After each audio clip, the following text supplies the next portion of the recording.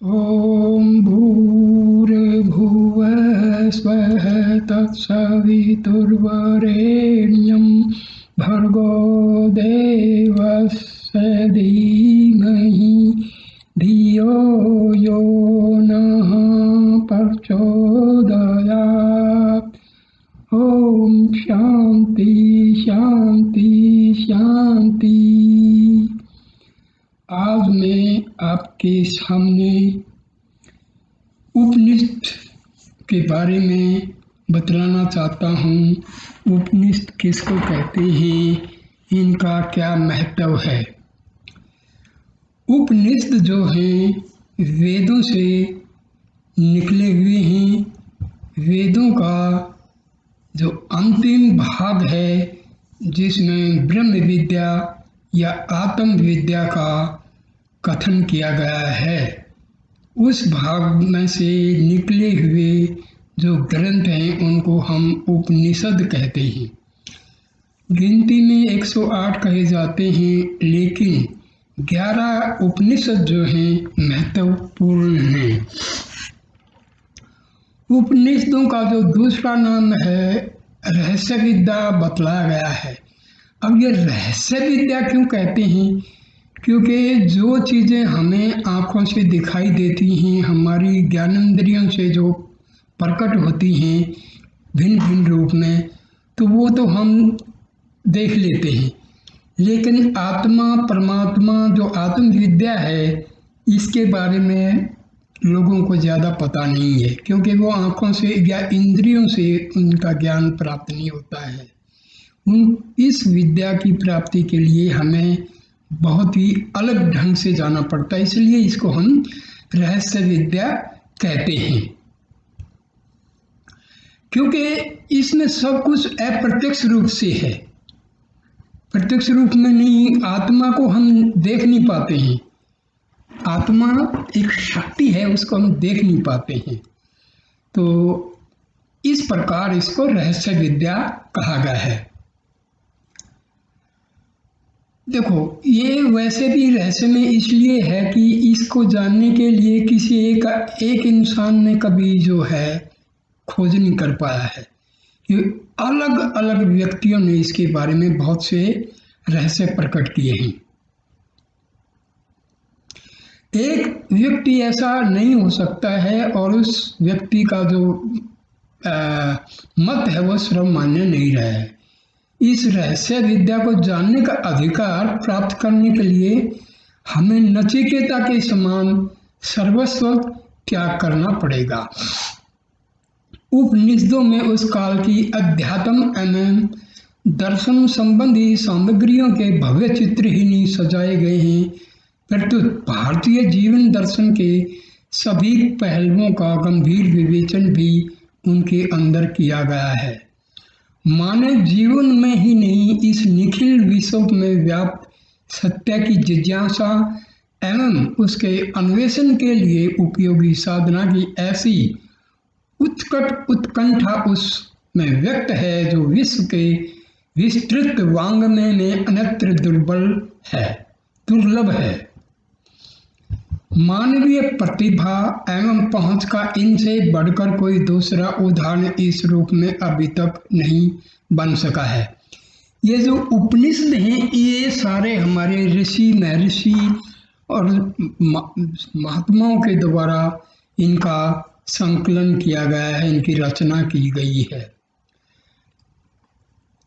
सचमुच मानव की उत्कृष्ट कल्पना का ऐसा शाश्वत एवं कल्याण रूप विश्व साहित्य में अभी तक दूसरा नहीं दिखाई पड़ता है। यही कारण है कि आर्य धर्म ने मानने वाले भी उन पर तन मन धन से निछावर हैं। सुप्रसिद्ध जर्मन दार्शनिक शोपेनहावर ने उपनिषद के संबंध में अपना विचार व्यक्त करते हुए एक अवसर पर कहा है, यह मुझे जीवन में शांति देती रही है और मृत्यु के समय भी शांति देगी। सारे संसार में ऐसा कोई स्वाध्याय नहीं है जो उपनिषदों के समान उपयोगी और उन्नति की ओर ले जाने वाला हो। वे उत्तम बुद्धि की उपज हैं। आगे या पीछे एक दिन तो ऐसा होना ही है कि यही विश्व की जनता का धर्म होगा। देखिए, पाश्चात्य जो विद्वान रहे हैं उनका जो अध्ययन रहा है वो मन और साइकोलॉजी तक सीमित रहा है। पहली बात, उनके जो है पाश्चात्य लोगों के धर्म में कह लो या उनकी संस्कृति में कह लो, आत्मा का कोई उल्लेख नहीं। ये तो हमारे उपनिषदों से उन्होंने जाना है कि आत्मा भी कोई होता है। उन लोगों को इस चीज का, वो सिर्फ मन किस मतलब मनोविज्ञान तक ही उनका सीमित रहा है।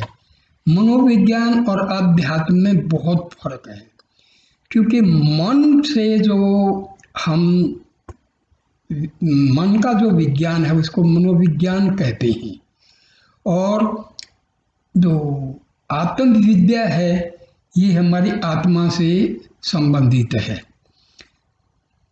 मैंने पहले एक वीडियो में आत्मा और मन का संबंध समझाया है। देखिए, मन वास्तव में होता नहीं है। ये सारा जो खेल है हमारे जीवन का ये आत्मा से ही है। मन है क्या? मन जो है विचारों की श्रृंखला है जो हमारी आत्मा से ही उत्पन्न होती है। इसी श्रृंखला का नाम जो है मन रखा गया है। पाश्चात्य लोगों ने तो बहुत सारे ग्रंथ लिख डाले हैं मन के ऊपर। मन का कॉन्शियस माइंड वो बोलते हैं, सबकॉन्शियस माइंड बोलते हैं, और वो लोग जो है अनकॉन्शियस माइंड बोलते हैं, सुपर कॉन्शियस माइंड बोलते हैं। देखिए, ये सब अध्यात्म में हम जब जाते हैं, उपनिषदों को जो पढ़ते हैं, तो हमें पता लगता है कि मन तो केवल आत्मा का एक कर्म है, आत्मा का एक अंश है। आत्मा से विचार पैदा होते हैं। ये विचारों की जो श्रृंखला है उसका नाम हम रख देते हैं आत्मा। इसी तरह ईगो क्या है? हम अपने आप को, आत्मा को पहचानते हुए ना पहचानते हुए अपने आप को हम इस शरीर से जोड़ लेते हैं। इसी का नाम जो है ईगो है। आईनेस जो है, सेल्फ, रियल सेल्फ है, मतलब रियल आई है, एक ईगो है। फॉल्स आई ईगो है, रियल आई हमारी आत्मा है। तो ये मैंने एक वीडियो में पहले इसको काफ़ी विस्तार से समझाया है। तो सुप्रसिद्ध जो पाश्चात्य विद्वान मैक्स मुलर ने उपनिषदों के बारे में एक स्थान पर लिखा है, उपनिषद वेदांत के आदि स्रोत हैं और ये ऐसे निबंध हैं जिनमें मुझे मानवीय उच्च भावना उच्चतम शिखर पर पहुंची हुई मालूम पड़ती है। ये उद्धरण इसलिए नहीं दिए गए हैं कि इनके कारण उपनिषदों की महत्ता में कोई वृद्धि हो जाएगी। प्रत्युत इससे यह दिखाया जा रहा है कि आर्य धर्म ने मानने वाले विदेशियों की दृष्टि में उपनिषदों का क्या महत्व है। कहना तो ये चाहिए कि हम भारतीयों की संस्कृति और सभ्यता का परतंत्रतावस्था में भी जो सारे संसार में सम्मान था, उनका बहुत कुछ कारण ये हमारे ज्ञान भंडार उपनिषदों भरी रही है। उपनिषदों की एक एक वाणी में वह अमर तेज व शांतिदायी आलोक है जिसे पढ़कर, गुनकर और आचरण कर कितनों की आंखें खुल गई, कितने सिद्ध बन गए, कितने योगी बन गए, कितने जीवन मुक्त हो गए और कितने ब्रह्म में विलीन हो गए।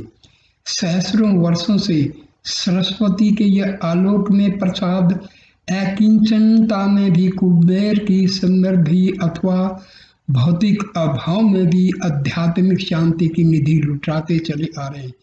इन्हें पाने वालों को फिर कुछ पाना नहीं रह गया।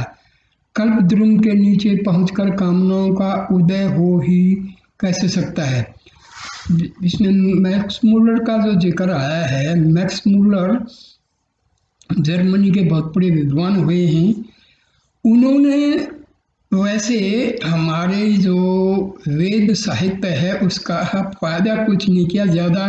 उन्होंने ऐसा ऐसा जो है ट्रांसलेशन किया है जो बहुत ही भयानक है। उन्होंने तो यहाँ तक सिद्ध कर दिया कि वेदों के जो ऋषि थे वो गाय का मांस खाते थे।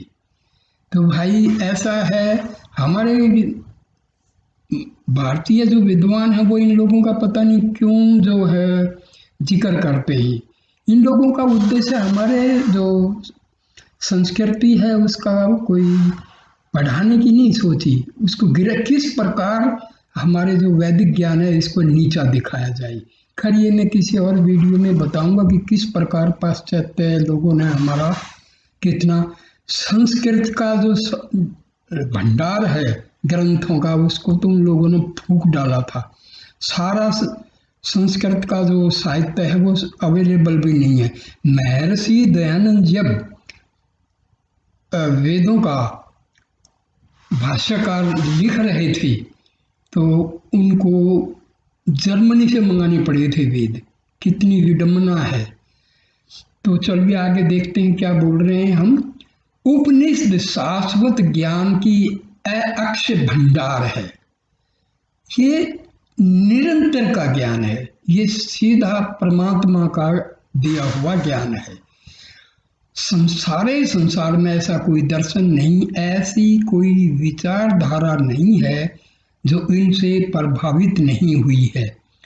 परमाणु द्वारा यह तो सिद्ध हो ही चुका है कि मुगल साम्राज्य काल में इनका प्रसार विदेशों में भी हुआ, किंतु यह भी पता लगता है कि एक समय ऐसा भी था जब भारत के इन ज्ञान दीपों ने सृष्टि की ओर छोर तक में अविद्या का अंधकार को दूर किया था। मुगलों में जो औरंगजेब के बड़े भाई थे दारा शिकोह, उन्होंने उपनिषदों का फारसी में ट्रांसलेशन भी किया था।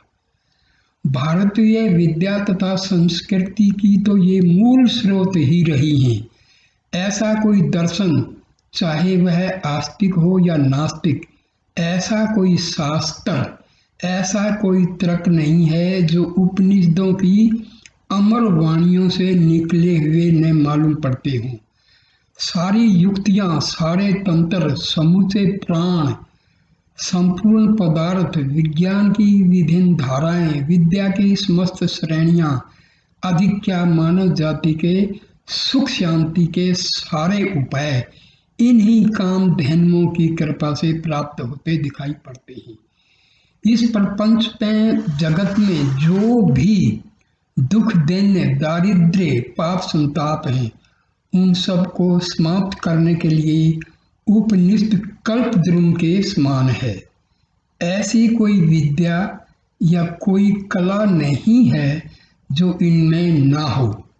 आचार शास्त्र तथा उच्च कोटि की सभ्यता से लेकर परम आध्यात्मिक शांति एवं पारलौकिक निश्रेयस के लिए ये सदा खुली हुई हैं।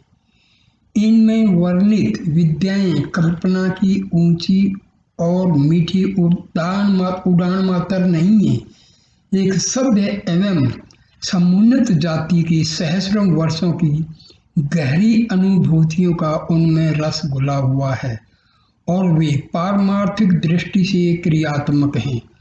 उपनिषदों में दी गई शिक्षाओं को व्यवहारिक रूप में लाकर कोई भी व्यक्ति, कोई भी समाज अवंती के गर्त में कभी नहीं गिर सकता, प्रत्युत दुख दैन्य से छुटकारा पा सकता है।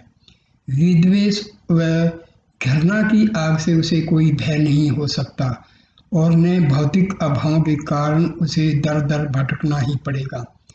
काम, क्रोध आदि विकारों को दूर करने की इनमें अमोघ शक्ति है। आत्म ज्योति को पहचानने के लिए इनसे बढ़कर कोई दूसरा साधन नहीं है। इनमें वह दिव्य तेज है जिससे कोई भी देश, कोई भी जाति, कोई भी समाज सदा उद्भासित रह सकता है और गिरी अवस्था में भी पुण्य उत्थान को प्राप्त कर सकता है। सामान्य पशु से मनुष्य बनाने की शक्ति का तो कुछ कहना ही नहीं है। इनमें मानव पुत्र को अमृत पुत्र बनाने या अमरत्व प्राप्त करने के सारे रहस्य भरे पड़े हैं। इनमें बताए गए संयमों के द्वारा मानव बड़ी सरलता और सुगमता से अमर बन सकता है। देखिए, अमर शब्द जो है ये भी बहुत ही भ्रम फैलाया हुआ है। हमारा शरीर जो है वो पदार्थ से बना हुआ है और पदार्थ जो है वो परिवर्तनशील है। जो चीज परिवर्तनशील होती है वो अमर हो ही नहीं सकती, क्योंकि मैटर जो है ये चेंज होता रहता है। तो हमारा शरीर तो मैटर का बना है, 5 तत्वों से बना है, तो शरीर तो अमर नहीं हो सकता है।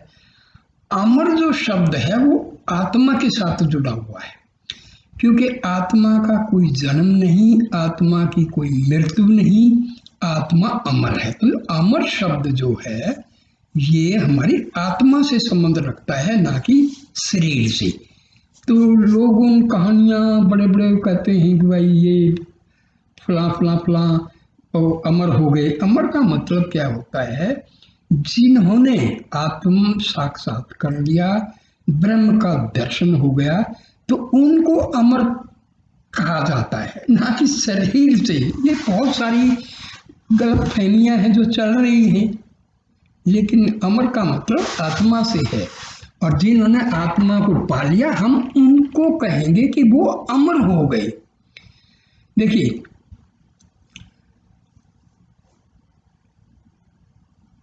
आदि शंकराचार्य ने उपनिषदों का बहुत ही अच्छी तरह से भाष्य लिखे हैं। उन्होंने इस उपनिषदों का काफ़ी ज्ञान फैलाया। स्वामी दयानंद ने भी जो है उनकी जल्दी मृत्यु होगी, क्योंकि उनको तो अपने धर्म को बचाने में ही सारा।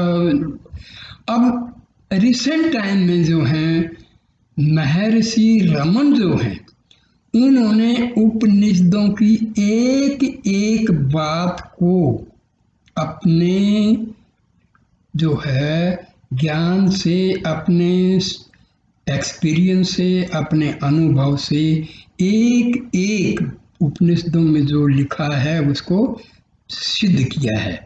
उससे पहले रामकृष्ण परमहंस, स्वामी विवेकानंद और बाकी जो हैं रामकृष्ण मिशन के जो आज भी स्वामी हैं, वो लोग बहुत अच्छी तरह से उपनिषदों का उन्होंने ट्रांसलेशन भी किए हैं और उन्होंने अपने आप में उनका अनुभव भी किया है। ऐहिक सिद्धियों के द्वार तो इनमें खुले ही हैं, पारलौकिक समृद्धियों के लिए भी इनमें सभी साधन विद्वान। देखिए, ये सिद्धि लोग कहते हैं, सिद्धि और परमात्म प्राप्ति ये दोनों अलग हैं। जो लोग सिद्धियों के पीछे पड़ते हैं ना, वो फिर आत्मा से दूर चले जाते हैं। ये सब तांत्रिक, ये विद्या तांत्रिक लोग ये वगैरह ये क्या करते हैं, ये अध्यात्मवाद से बहुत दूर होते हैं। इनके कोई मतलब नहीं है, क्योंकि वो सिद्धियाँ जो हैं वो हमारे आत्म ज्ञान के लिए रुकावट है। तो सिद्धियों का जिक्र उपनिषदों में ऐसा नहीं है। पारलौकिक समृद्धियों के लिए भी इनमें सभी साधन विद्यमान हैं, क्योंकि देखिए, वेदांत जो है ना, हमारे हिंदू धर्म में वेदांत की जो शाखा है वो बहुत ही मशहूर है। स्वामी विवेकानंद, स्वामी जो है राम तीरथ और परमहंस रामकृष्ण, महर्षि रामन, शंकराचार्य, इन लोगों ने वेदांत के ऊपर बहुत अनुभव भी किए, ग्रंथ भी लिखे हैं। वेदांत का मतलब होता है वेदों के अंत में जो ज्ञान है आत्मा का, वो वेदों का अंतिम भाग कहे जाते हैं। उपनिषदों में वर्णित तथ्यों पर आधारित है। यह समझना चाहिए कि वे केवल पारलौकिक सिद्धियों की देने वाली हैं, प्रतिदिन में ऐहिक जीवन की विविध समस्याओं को हल करने की प्रेरणा है। किंतु मीठा मीठा चिल्लाने से जिस प्रकार मुंह मीठा नहीं हो सकता, उसी प्रकार केवल उपनिषद के वाक्यों के बार बार उच्चारण से भी वास्तविक सुख शांति की प्राप्ति नहीं हो सकती। केवल पुस्तकों के रट लेने से या किसी का उपदेश सुनने मात्र से आत्मज्ञान प्राप्त नहीं हो सकता। इस संबंध में मुंडकोपनिषद में कहा गया है, जिसका ट्रांसलेशन मैं बताता हूँ हिंदी में, अर्थात यह आत्मा वेदादि के अध्ययन से नहीं मिलता। देखो, वेद आदि या उपनिषद पढ़ने से रास्ता हमें मिल जाता है, रास्ते पर चलना हमें है, अनुभव करना है, प्रयत्न करना है, केवल पढ़ने से कुछ नहीं होता है। ने बुद्धि की सूक्ष्मता से या बहुत से शास्त्रों के सुनने या अनेक विषयों की जानकारी से ही वह मिलता है। जो पुरुष इस संसार में केवल इसी आत्मा का वर्णन करता है, उसी को इसकी प्राप्ति होती। देखिए, आत्मा का वर्णन क्या होता है? हमें पूरा 24 घंटे में हमारा जो है संपत्ति को बढ़ाने में, संसार में लगा रहता है। खाते हैं, पीते हैं, सो जाते हैं, यही हमारी दिनचर्या है। देखो, आत्मा की जो वर्णन करने का मतलब क्या होता है, हमें मेडिटेशन करना चाहिए, ध्यान में बैठना चाहिए और अंदर डूबना चाहिए, क्योंकि अंदर ही हमारी आत्मा का निवास है। हमारा अध्यात्म के हृदय कहते हैं, हमारे ऋषि मुनियों ने कहा है कि हमारा एक तो जो हृदय जिसमें रक्त शुद्धि वगैरह का काम होता है, दूसरा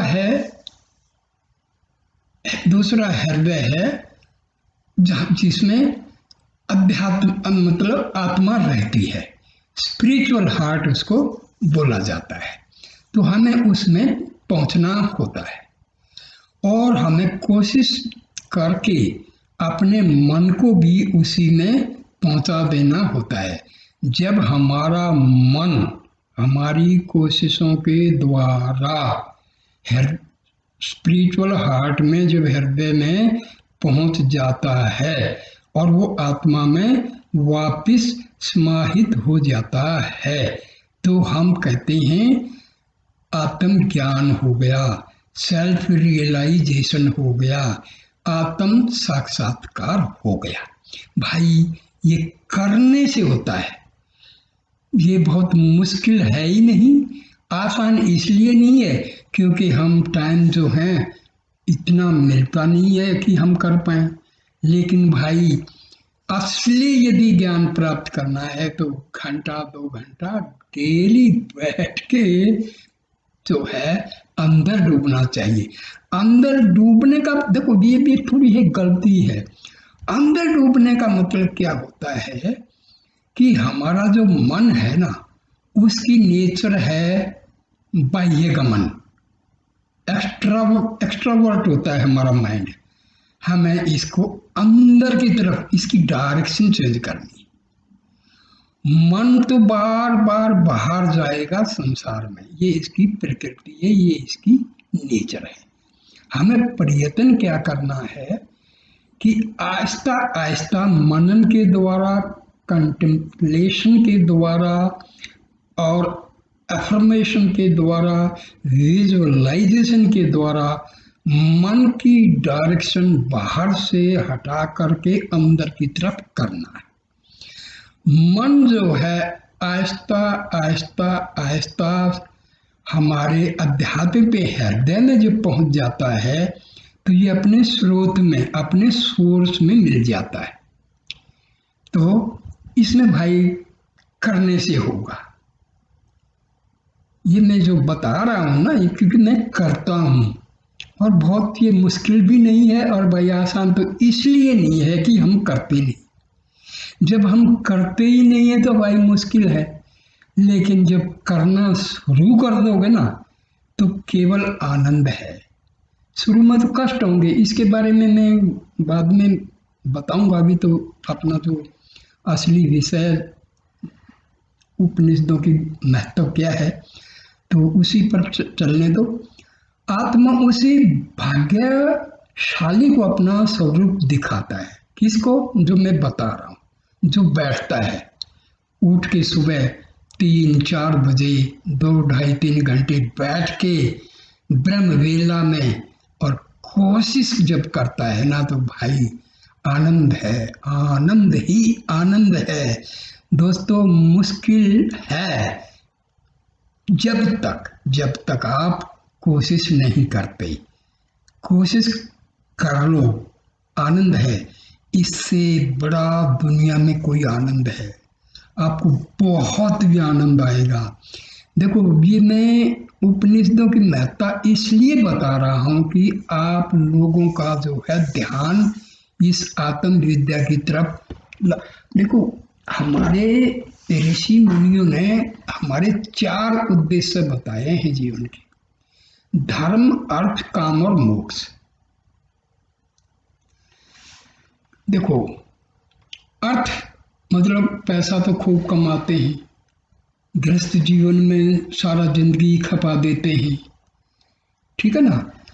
धर्म, देखो धर्म की भी एक अलग से जो धर्म की परिभाषा जो है ना भाई, धर्म क्या है ना, धर्म बनाया गया है इंसान के द्वारा। और अध्यात्म जो है ना, वो एक हर इंसान की आत्मा है। आत्मा को पहचानना ये अध्यात्मवाद है। तो असली धर्म तो भाई अध्यात्मवाद है। वैसे लोगों ने बना लिया है, ये हिंदू है, ये मुस्लिम है, ये क्रिश्चियन है, ये सिख है। तो ये तो भाई मानव के द्वारा बनाए गए हैं, इसके नियम भी मानव के द्वारा बनाए गए हैं। तभी तो हम मानव तो एक लिमिट है, फाइनाइट है। आत्मा इन्फिनिट है भाई। एक आप फाइनाइट की तरफ क्यों झुकते हो? Why don't you come to the infinite? आत्मा इन्फिनिट है। अरे थोड़े से गिलास के पानी को छोड़ के समुद्र की तरफ दौड़ो। आत्मा एक समुद्र है, अथाह ज्ञान का सागर है। आप क्यों मन रूपी गिलास के थोड़े से पानी में ही खुश होना चाहते हो दोस्तों? चलिए, तो बलहीन अर्थात ब्रह्मचर्य विहीन परमादि और अशास्त्रीय तप में निरत को भी आत्मा नहीं मिलती, कभी नहीं मिलेगी। इसको तो भाई किसको मिलेगी? जो कोशिश करेगा। और कोशिश बहुत मुश्किल नहीं है भाई, ना उसमें पैसा लगता है, ना कुछ धन दौलत लगता है। और देखो, आप लोग बैठ के ध्यान करना शुरू कर दो। ये गुरु का चक्कर भी एक बड़ा घंटा, बहुत ही टेढ़ा काम है।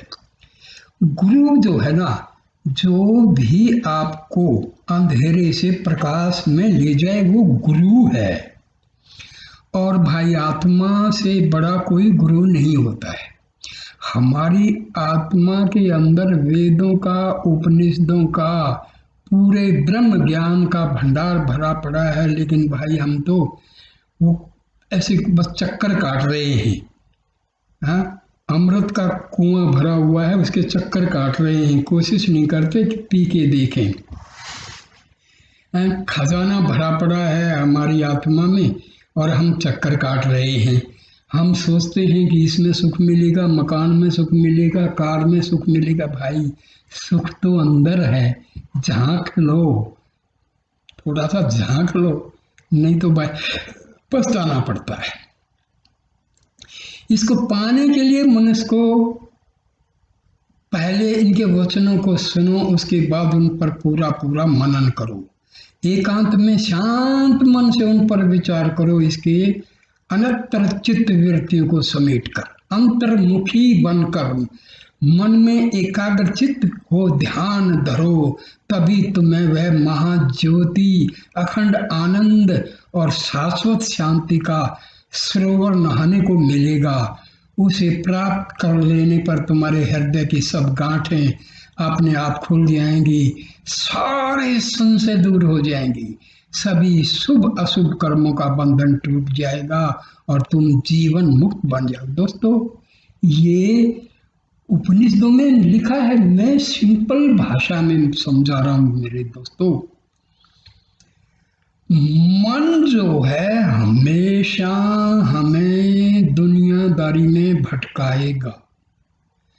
आप जब ध्यान में बैठोगे तो ये आपको बैठने नहीं देगा, बिल्कुल भी, क्योंकि ये आत्मा के पास आपको पहुंचने ही नहीं देगा। ये जो मैं बार बार आप शब्द का यूज कर रहा हूं ना मेरे भाई, मैंने पहले बताया था, हमारा एक तो जो आई है वो है फॉल्स, जिसको हम ईगो कहते हैं, और एक आई है हमारी आत्मा, जिसको हम सेल्फ कहते हैं। तो मैं बार बार जो आप कह रहा हूं, मैं ये ईगो को रेफरेंस नहीं कह रहा हूं, क्योंकि हमारे डे टू डे लाइफ में जो कर्म हम करते हैं वो सब, आत्मा तो केवल विटनेस है। मन के द्वारा, बुद्धि के द्वारा, ईगो ही हमारा मास्टर है। हमारा जो दैनिक जीवन का जो कंट्रोल है वो ईगो के पास है। ठीक है ना, क्या करना है, ये ठीक है, ये गलत है, ये बुद्धि और मन का जो है डिसीजन मेकिंग है। बाकी कंट्रोल है ईगो का। आत्मा जो है फ्री विल के हिसाब से, आत्मा ने आपको फ्री छोड़ रखा है। It is your wish and will what you want to do. आपको जो करना है वो फ्री विल है आपकी। अब नियम में बंध के चलोगे, उपनिषदों की सुनोगे, वेदों की सुनोगे, उसके अनुसार चलोगे, तो भाई आपका जो आखिरी जो चीज है मोक्ष, ठीक है ना, वो आपका काम बन जाएगा। और मन की, बुद्धि की, ईगो की चलोगे तो भाई पिसते रहो, जन्म लेते रहो, मौत, जन्म, मर्त, डेथ एंड बर्थ का साइकिल में रगड़े खाते रहो। अदरवाइज वेरी सिंपल, आप भाई ऑफिस में काम करते हैं, आपने फैक्ट्रियां लगा रखी, कोई प्रॉब्लम नहीं है। केवल शाम को जब आप ऑफिस से, फैक्ट्री से, अपने वर्क प्लेस से जब आ जाते हैं, खा के पी के 1 घंटा अपने मकान के कोने में अकेले बैठ जाओ और सोचना शुरू कर दो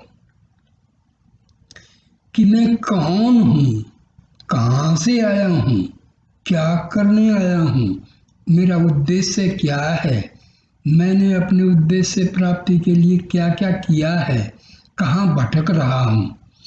तो ये थोड़ा थोड़ा विचार करो। असली चीज क्या है विचार करने की, कि हमें आत्मा तक पहुंचना है। महर्षि रमन ने बहुत बढ़िया तरीका बताया गया है, उसका नाम दिया गया है सेल्फ इंक्वायरी। उस पर मैं अलग से वीडियो दूंगा और ऐसे मतलब बहुत समझा के अनुभव, अपने अनुभव से मैं समझा दूंगा। लेकिन भाई करो तो, करना तो आपको है। किताब पढ़ने से कुछ नहीं होने वाला है, क्योंकि जो करने की चीज है वो केवल पढ़ने से नहीं होगा, करना है। बहुत उपनिषद का जो ज्ञान है ना, वो इतना इतना इतना प्यारा ज्ञान है ना, एक बार इसमें आपका ध्यान हो जाए, इंक्लिनेशन इसकी तरफ हो जाए, तो फिर आपका जीवन सुधर जाएगा। मेरे भाई ये याद रखना, जो लोग परमात्मा की तरफ चलते हैं ना, तो उनको लक्ष्मी, धन, दौलत, इन चीजों की कमी नहीं रहती है। यदि कमी है तो उनमें असंतोष की भावना खत्म हो जाती है। ये ध्यान देने की चीजें हैं। तो चलो, इस प्रकार यदि देखा जाए तो उपनिषदों का एक एक अक्षर एक एक बहुमूल्य रत्न है। ये हिंदू जाति के लिए ही गर्व की वस्तु नहीं है, प्रत्युत मानव जाति मात्र के लिए गौरव की बात। देखिए भाई, मैंने पहले ही बताया है, धर्म किसने बनाए? इंसान ने। आत्मा क्या है? ये तो शाश्वत है। It is परपीचुअल, it is continuing from unknown times. तो भाई, आत्मा की जो विद्या है ये ना हिंदू की है, ना क्रिश्चियन की है, ना मुस्लिम की, ना सिख की, ना जैन की, ये किसी की भी नहीं है भाई, ये तो आपकी है। हम इसको भटक के और भाई गुरुओं का चक्कर, ये चक्कर, इनमें भटक गए और केवल हमें दुख मिल रहा है। कोई कहता है इसकी पूजा करो, कोई कहता है उसकी पूजा करो, कोई कहता है उधर जाओ, कोई कहता है उधर जाओ। रे मेरे भाई, जहाँ जाना है वहाँ कोई नहीं बताता, क्योंकि लोगों ने दुकान खोल रखी है। यदि उन्होंने आपको बता दिया भाई परमात्मा तो आपकी आत्मा और परमात्मा सब एक ही है, तो भाई उनकी दुकान तो बंद हो जाएगी। चक्कर ये है, उपनिषद का ज्ञान केवल केवल केवल सच्चा ज्ञान है। वेद का ज्ञान केवल केवल सच्चा है, उसमें दो नहीं है। एब्सोल्यूट, एब्सोल्यूट जो शब्द बना है ना इंग्लिश में, वो एब्सोल्यूट का मतलब होता है जो सच है। और सच क्या है? आत्मा और परमात्मा। तो इसमें धर्म की तो बात ही नहीं आती। तो उपनिषदों ने तो भाई आत्मा का वर्णन किया हुआ है। जब आत्मा का वर्णन किया है तो इसमें धर्म की कोई बात ही नहीं। हिंदू आत्मा तो भाई क्रिश्चियन की भी है, आत्मा तो मुस्लिम भाइयों की भी है, आत्मा तो हिंदुओं की भी है। तो आत्मा का जो ज्ञान है वो किसी धर्म का तो है ही नहीं। ये है ना, बात तो सिंपल है, लेकिन भाई सिंपल कहाँ, देखो मारकाट हो रही है, धर्म के नाम पर तो भैया युद्ध हो रहे हैं। ये चक्कर है। क्यों? क्योंकि हम आत्मा के पास जाना ही नहीं चाहते। तो मानवता की सीमा लांघकर ऊपर उठाने की इनमें ऐसी ऐसी युक्तियां दी गई हैं जो कभी व्यर्थ होने वाली नहीं है। इस परमाणु एवं उद्रजन युग में भी इनकी ज्योति मलिन नहीं हुई है। समस्त मानवता को उबारने की इनमें अद्भुत एवं प्रचंड शक्ति है।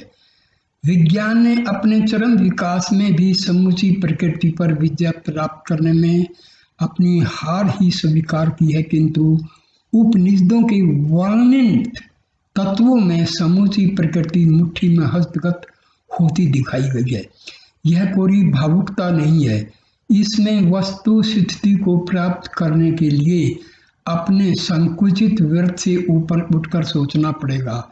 आज तक मृत्यु से पराजित विज्ञान को दर दर ठोकरें खाने के बाद यह स्वीकार करना ही पड़ता है कि इसे वश करने की कोई शक्ति उसके पास नहीं है। किंतु उपनिषदों ने अमरत्व प्राप्ति की युक्तियां स्थल स्थल पर बताई गई हैं। दोस्तों, मैंने पहले ही बताया, अमरत्व कुछ शरीर का नहीं होता भाई, यहाँ ये चक्कर है। कहानियां बनाती हैं, फलां ऋषि थे, फलां अश्वस्थामा, ये वो घूमते हैं अमरत्व। भाई ऐसा है, ये अमरत्व जो शब्द है वो आत्मा के लिए है। आत्मा ही अमर है, शरीर अमर नहीं होता है।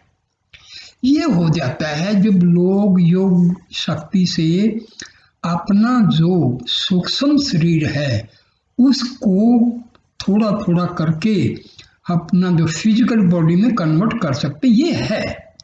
लेकिन ये बड़ी योग विद्या की चीज है, साधारण मानव के लिए ये कल्पना से परे की चीज है। ये उक्तियां कल्पना प्रसूत नहीं है, सहस्रों वर्षों की गहरी अनुभूतियों तथा क्रियाओं का इनमें पुट है। आज के युग में भी उपनिषदों के प्रभाव से स्वामी विवेकानंद, स्वामी रामतीर्थ, रामकृष्ण परमहंस आदि ने अपने जीवन में अमरत्व के अक्षरों का जो अनुभव किया है उसका पता सारे संसार को है। ये मैं पहले ही बताया नहीं, ये हमारे मतलब रामकृष्ण परमहंस, स्वामी विवेकानंद, स्वामी रामतीर्थ, शंकराचार्य और महर्षि रामन और परमहंस रामकृष्ण पिछली शताब्दी के ये दो ऐसे महान संत हुए हैं, ऋषि हुए हैं, जिन्होंने उपनिषदों और वेदों के ज्ञान को बिल्कुल सरल तरीके से समझाया है। मैंने रामकृष्ण परमहंस और महर्षि रमन की साहित्य को पढ़ा है, समझा है और अनुभव भी कर रहा हूँ। तो भाई ये जो कुछ अध्यात्मवाद जो है वो अनुभव का है। पढ़ने से, केवल पढ़ने से नहीं, पढ़ना जरूरी है, बिना पढ़े तो पता नहीं लगेगा। पढ़ो मगर फॉलो करो उसको। केवल पढ़ने से नहीं होगा, बिना पढ़े भी नहीं होगा। जब पढ़ोगे नहीं, जब पता ही नहीं होगा तो आप करोगे क्या? तो पढ़ो, समझो, रास्ता पता करो और फिर उस रास्ते पर चलो, फिर जीवन का आनंद ही आनंद है। उपनिषदों के रहस्यात्मक विचारों की परंपरा से न केवल हिंदू जाति के जीवन दर्शन ही प्रभावित हैं, परंतु बौद्ध तथा जैन दर्शनों पर भी उनकी अमिट छाप है। देखिए, महात्मा बुद्ध और महावीर जैन, इनके बारे में इनके शिष्यों ने काफी कुछ साहित्य लिख दिया, अपनी मर्जी से भ्रम फैला दिया। नहीं तो भाई यही सेम है। बौद्ध का यदि एक एक असलियत देखोगे तो उन्होंने क्या किया था, वही तो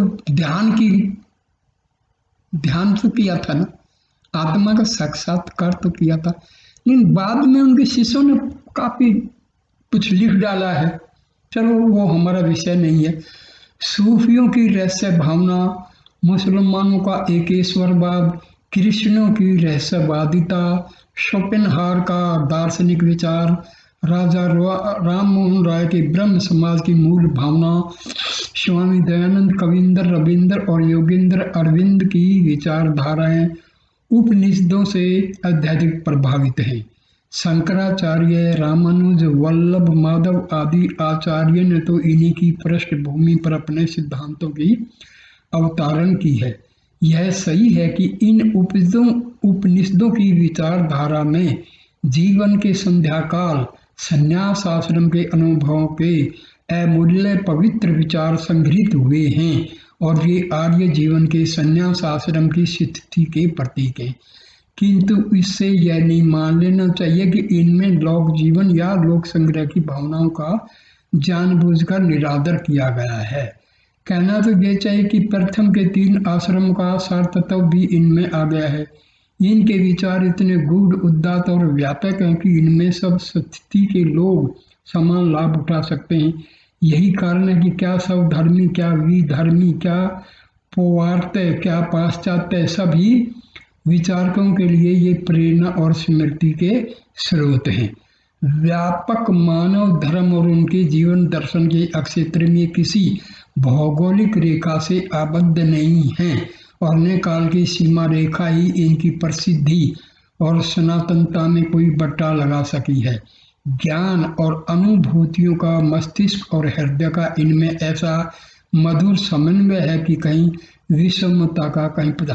देखो, वेदांत के 3 अंग हैं। सबसे पहले उपनिषद हैं, दूसरे गीता हैं और तीसरे जो हैं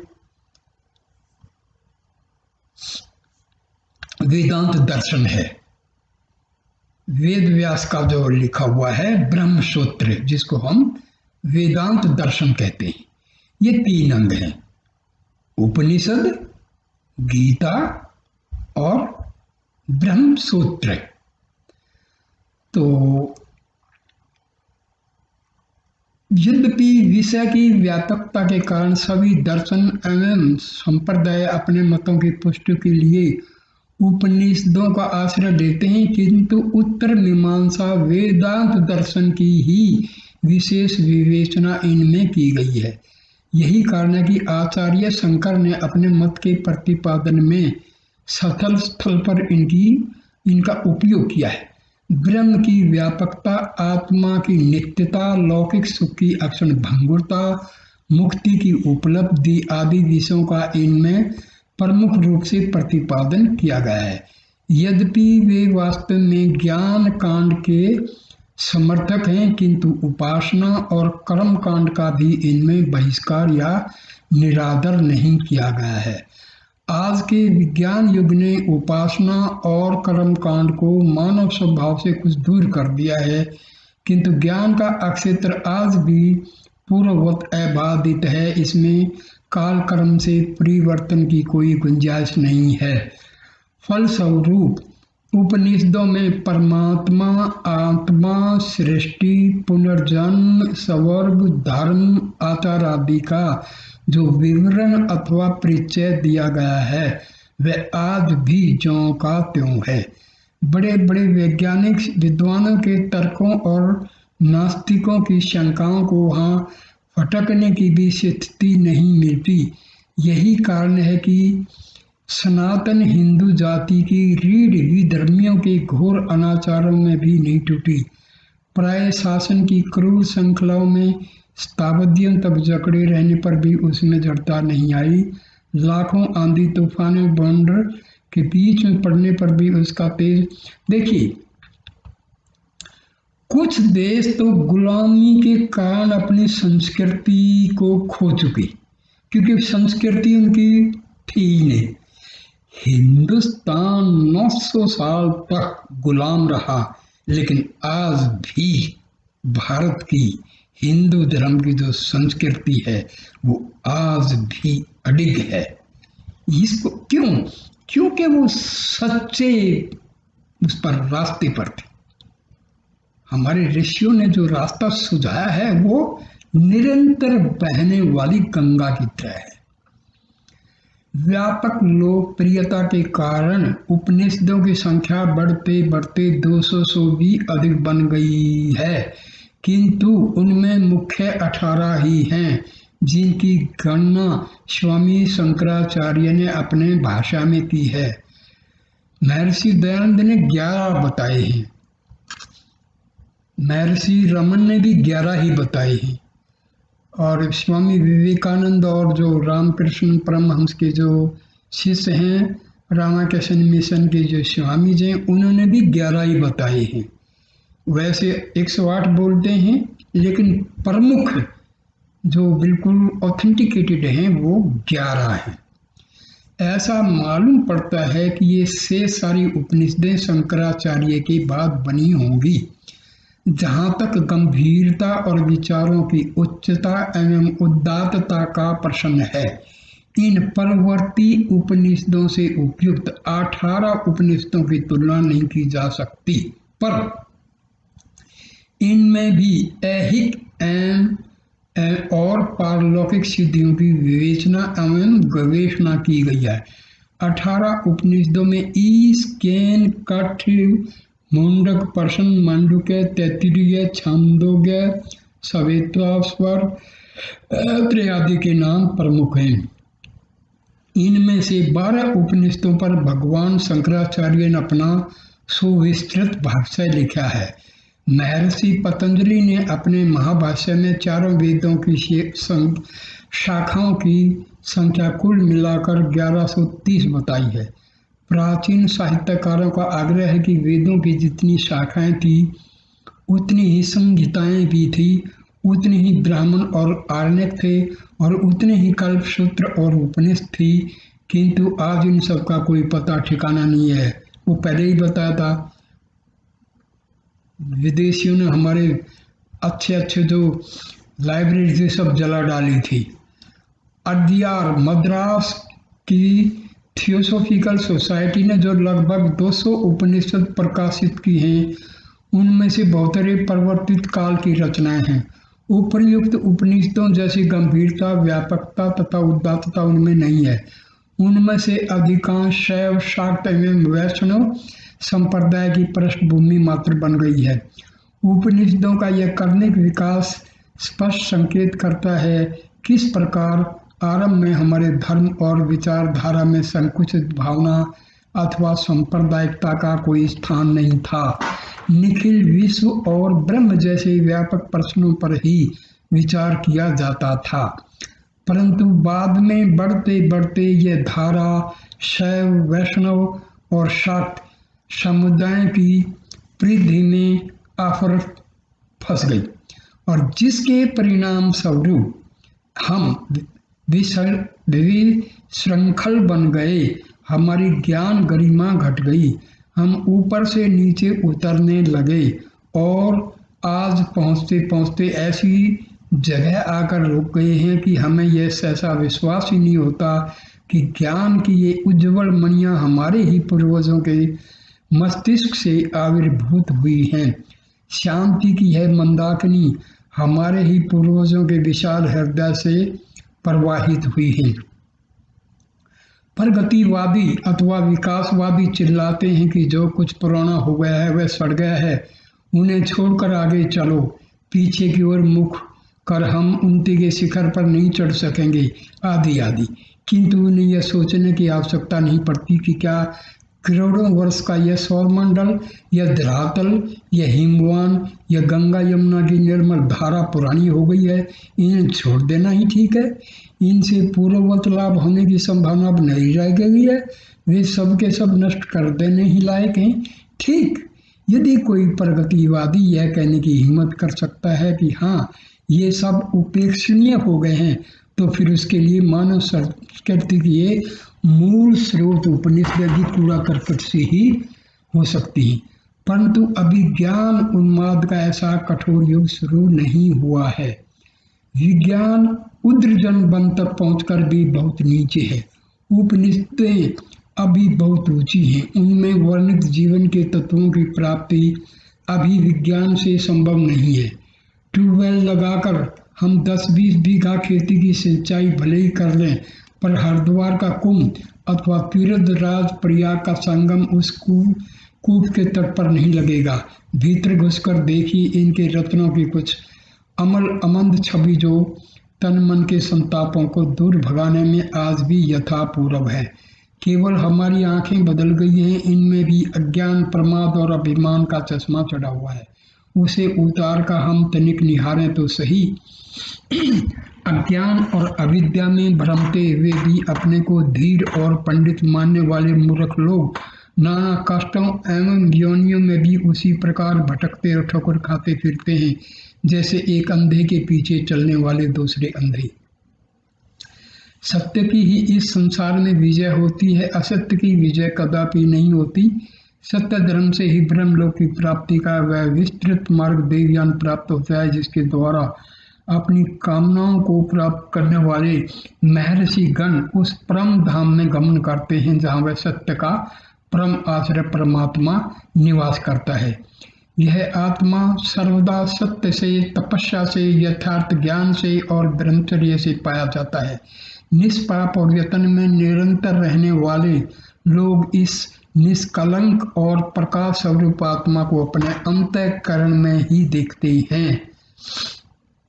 हमारे पूर्व आचार्यों की यह शिक्षा अकेले ही भारतीय संस्कृति के सभी अंगों पर प्रकाश डालने में पर्याप्त है। भारत के पास कुछ रहे या न रहे, यदि उसके निवासी अपने पूर्वजों की इस अमर वाणी का ही केवल अनुसरण करते रहेंगे तो उन्हें कल्पांत तक अकिंचन दुखी और अशांत होने का कोई कारण नहीं होगा। इस प्रकार विश्व के विस्तृत वांग्मय में साहित्य, वांग्मय का मतलब होता है साहित्य में उपनिषद की महत्ता बेजोड़ है। वे न केवल अपनी परम प्राचीनता के कारण आदरणीय हैं, तर्तुत उनकी सहज सुखदायिनी सूक्तियां अमरत्व का संदेश देने वाली हैं। भारतीय आर्य संस्कृति का समुन्नत एवं शुद्ध रूप तो सदा से इन्हें अमृत वाटिकाओं में निमज्जित होकर निखरा है। ये किसी संप्रदाय विशेष की वस्तु नहीं है। इनकी सामान्य दृष्टि वसुधैव कुटुंबम के महान एवं पुनीत लक्ष्य पर स्थिर है। यही कारण है कि देश विदेश सर्वत्र इनका आदर सम्मान है। पर यह सब होते हुए भी उपनिषद सर्वसाधारण के लाभ में नहीं आती। इनकी गहन गंभीरता की दुहाई देकर जब हमारे कितने संस्कृतज्ञ पंडित जन भी इनके अमर संदेश से आजीवन वंचित रह जाते हैं, तब केवल हिंदी जानने वालों का या दोष। आज तक अनेक उपनिषदों के,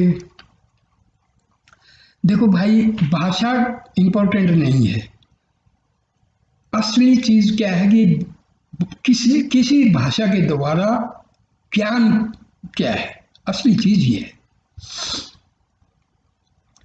तो हमें जो है ना, उपनिषदों में मैंने बताया ना कि उदाहरण दे करके, कहानी दे करके बड़ा अच्छे तरीके से समझाया गया है। तो अब इसके आगे जो मैं महत्व जो बताया हूँ, इसके आगे में उपनिषदों की कहानियों के द्वारा किस प्रकार जो है ज्ञान का संचार किया गया है हमारे ऋषियों द्वारा, तो ये मैं कहानियों की एक श्रृंखला शुरू करूंगा। क्योंकि कहानियों में अलंकारिक भाषा का यूज किया गया है। जैसे कठोपनिषद में नचिकेता कोई वास्तव में नहीं रहा है। नचिकेता एक विद्यार्थी है, एक साधक है, एक जिज्ञासु है। उसने यमराज से जो है आत्मा का ज्ञान प्राप्त किया। तो श्वेत केतु है वगैरह वगैरह बहुत ऐसी, तो कहानियों से हमें उनका जो है ज्ञान सही मिल जाएगा। तो दोस्तों, ये आप लोग जो हैं, मेरी जो चैनल है उसमें आप अपने क्वेश्चन लिख करके मेरे से पूछ सकते हैं, ठीक है? क्योंकि जो अध्यात्म ज्ञान है ना, वो अनुभव के द्वारा प्राप्त किया जाता है, किताबें पढ़ के नहीं। किताबें तो टीवी में आप दुनिया भर के बैठे हैं पंडित लोग, प्रचारक हैं, वो पढ़ देते हैं बहुत सारे। देखो, अनुभव के द्वारा जो ज्ञान अर्जित किया जाता है वही उपयोगी होता है। किताब से पढ़ लिया और सुना दिया तो वो उसका असर भी नहीं होता है, ठीक है? तो आप लोग जो है मेरे से पूछ सकते हैं, आपको जो डाउट आए वो पूछ सकते हैं, ठीक है? नमस्ते दोस्तों।